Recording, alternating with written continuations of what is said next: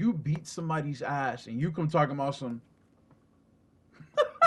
bro, like you can't tell me that's not funny. Like you beat someone's ass and you take a selfie with them like as they're like knocked out.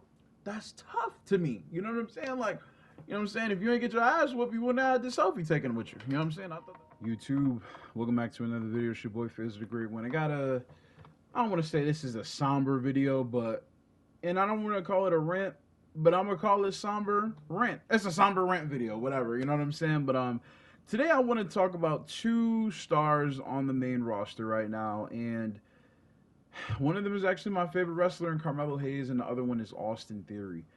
Uh, this is weird, right? Because I want to say no, damn, guys, we're getting old. 3 years ago at this time, Austin Theory was at the top of the card. He just had won the Money in the Bank ladder match, and you know Vince was definitely getting ready to push that young man. He was in the forefront. He was taking pictures, of which, in my opinion, I always felt like I thought that his first gimmick was funny as fuck. You beat somebody's ass and you come talking about some bro, like you can't tell me that's not funny. Like you beat someone's ass and you take a selfie with them like as they're like knocked out.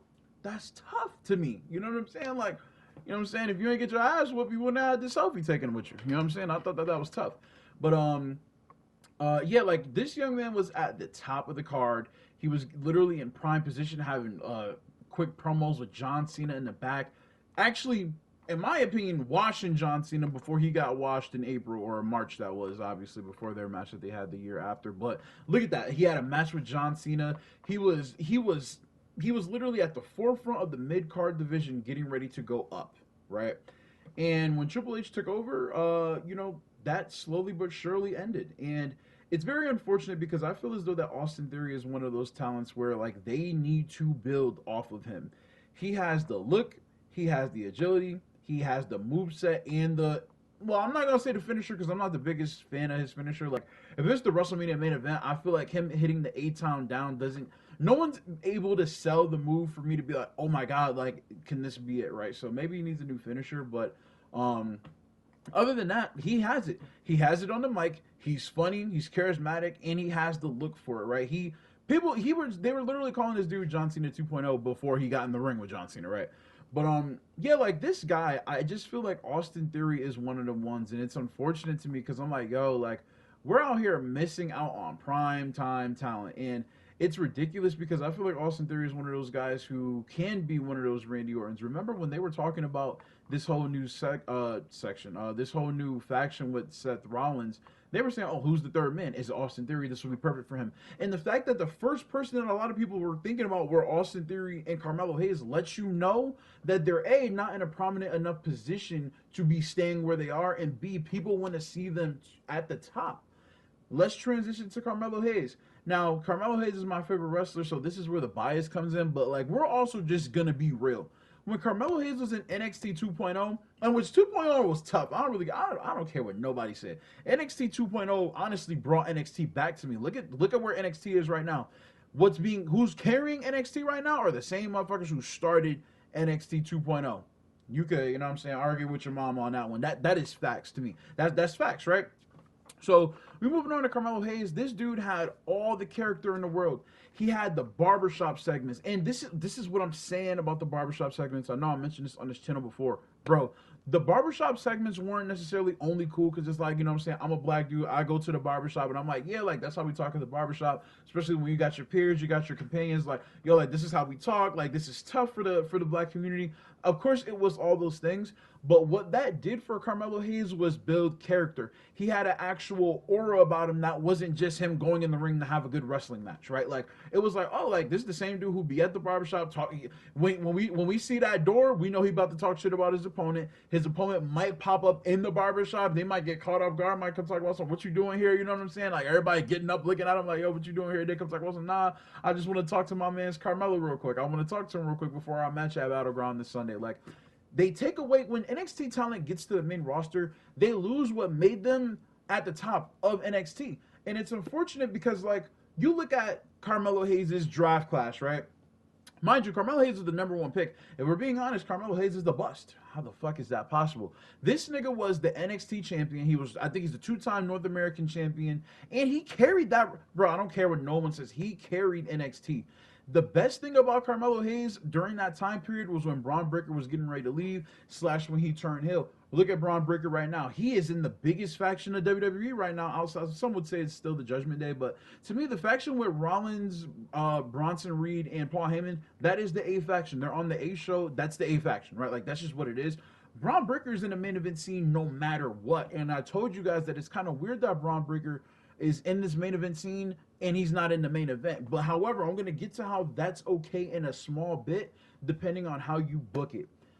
Finishing off with this Carmelo Hayes portion right here, this is a guy who he carried. He had the jersey rafters before every single match. Why? Because he was putting niggas to sleep. And it's unfortunate because Carmelo Hayes can only hang.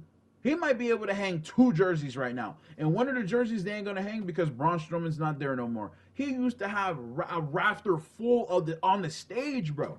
Who has he beat since he's been back that's been a notable victory to you? Andrade? And then when they had the Andrade thing, they didn't even finish the feud. Why? Because they had LA Knight come in Game 7 and essentially fuck it up. Last time I checked, there's only 2 teams in the Game 7, not 3. You know what I'm saying? And it's like, if you're going to make this Game 7, actually call it Game 7 and have him win the title. The way that they're utilizing the U.S. title right now, anyway, it really wouldn't matter if Carmelo Hayes was going to win the title and drop it 4 weeks later anyway. Because the U.S. title, unfortunately, isn't where the IC title is right now. Now, I don't know what they can do in terms of getting it there. They got the strap on Jacob Fatu right now, you know what I'm saying? You got it, I mean. But, like, bro, come on, right? Literally, I would assume he's going to get in a situation where he might even lose the title. But, and I'm pretty sure that would be due to Solo. But looking at where Carmelo Hayes is now, he has a match on Friday. This dude is essentially, and I think by the time this video comes out, the match might have happened already. I know he's not going to win, unfortunately, but he's in a fatal 4-way match with Randy Orton, Aleister Black, and somebody else. Is it? No, it's not Cody. But, like, look at who's in the ring with him. He's not winning, unfortunately. And for what it's worth, that nigga's probably going to take the pin. And that's bullshit to me, right? Like, that's, to me, I think that is crazy. And going back to the last portion that I was mentioning, and this is going to be the last point of the video, you can be, me and my man's No Limit talk about this numerous amounts of times. You can be in the main event scene without the title. And if people think that the main event scene is only like the last match of the show, no, it's not. It's what they present as the main event, bro. Look at where Austin Theory was a few years ago. You're going to tell me he wasn't in the main event scene? That was the main event scene. He was holding the Money in the Bank briefcase. And it's the same thing with Carmelo not even being in the match, bro. Like, no one was necessarily expecting him to win, but he gained a lot of clout off that last Money in the Bank ladder match. And, like, it's not only that I want Carmelo to get the clout, but, like, give him the platform to do what he can do, bro. A lot of these fans are going to fall, like, these guys are going to fall to the wayside of these current fans because no one's able to see what they can do. Yet when you get some of these other new talent, they jump straight to the top of the card. Like, come on. To me, that's crazy. Braun Breaker is in the main event scene right now, but he's not competing for a main event title. And it's only because the leader of their group needs the title. When Braun Breaker comes to his senses, and I really don't know how long this faction is going to last. The Bloodline wasn't even supposed to last that long. They just had good-ass television. Yeah, that shit is over. Braun Breaker should spear that brother's head off. When it comes to him losing, because apparently the vision is Seth Rollins losing to Sami Zayn at WrestleMania next year. When he loses and he does not have power anymore, Braun Breaker is still a dog. He will spear the shit out of Seth Rollins, which means you might set up a match with them at Backlash next year. They're going to be overseas. That'll be insane. In reality, that would be a SummerSlam sort of match because, like, look at the dynamic. It's not just going to break right away. You know what I'm saying? Like, it would, have its steps in terms of, like, him getting to his breaking point. He's like, I don't want to be with this guy anymore. But, it's just unfortunate. Austin Theory, Carmelo Hayes. Like, Carmelo Hayes can go to he doesn't necessarily have to be in the main event scene right now, but put him in the mid-card title, bro. Give him the U.S. title. You let him have a phenomenal run with the U.S. title because you got to think everyone likes this flip and flop sort of wrestling now. Give him a solid 2 to 3 months with the U.S. title. Have him drop the title. Creep him into the main event scene. He just don't got to beat Cody Rhodes all the time, but, like, position him position him as such. Make him a threat. Same thing with Austin Theory. I don't know why. It seems like they broke up off screen. Bro, I don't know why Austin Theory hasn't taken Grayson Waller's head off. Bro, he's been setting you up for a year plus now. You look stupid. And when, I'll tell you one thing, when you look stupid in wrestling, no one fucks with you. But Austin Theory has that charismatic enigma about him that people just want to see him succeed. And I'm one of them who feels as though that he should be in the main event scene right now. So, you know what I'm saying, man? I know I said this was going to be the longest one. We had 10 minutes. It's not too long necessarily. Some of y'all be watching these 30-minute videos. You know what I'm saying? I ain't here to do that for y'all. But maybe in the future. But yeah, guys, if you got to this point in the video, I'd greatly appreciate it. Thank you so much for the love and support, man. Like, comment, subscribe. It's been your boy Faisal, the Great One. And I'm out, bro.